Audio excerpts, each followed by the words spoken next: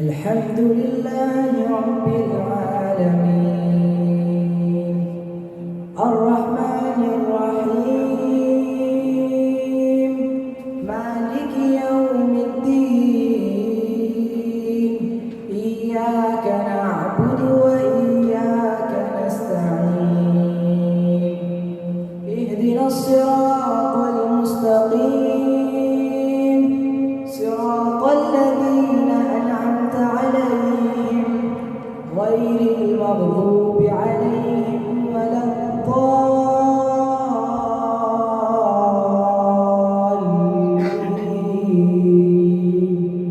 آمين.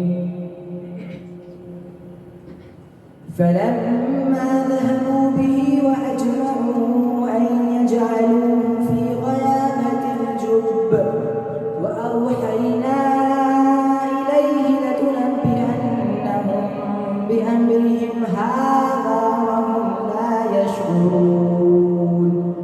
وجاءوا أباهم عشاء يبكون قالوا يا أبانا إنا ذهبنا نستبق وتركنا يوسف عند متاعنا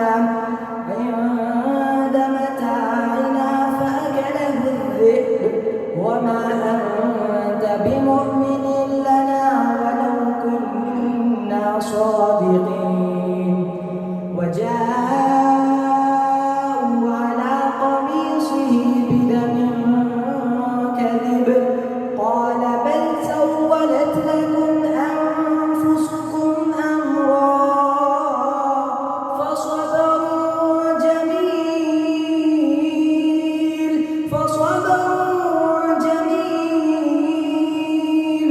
والله المستعان على ما تصفون. وجاءت سيارة فأرسلوا واردهم فأدلى دلوه قال يا بشرى هذا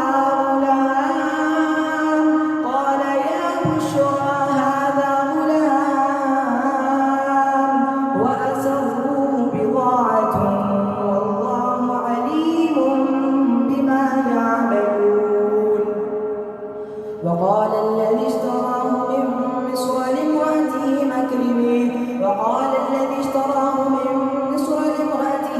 أكرمي مثواه عسى أن ينفعنا أو نتخذه ولدا وكذلك مكنا ليوسف في الأرض ولنعلمه من تأويل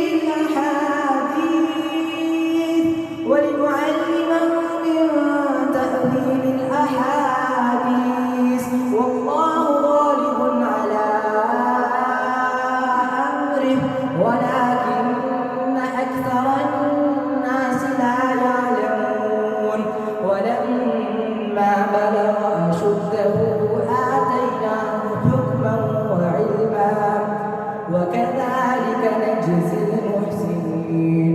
وراودته التي هو في بيتها عن نفسه وغلقت الأبواب وقالت هيت لك قال معاذ الله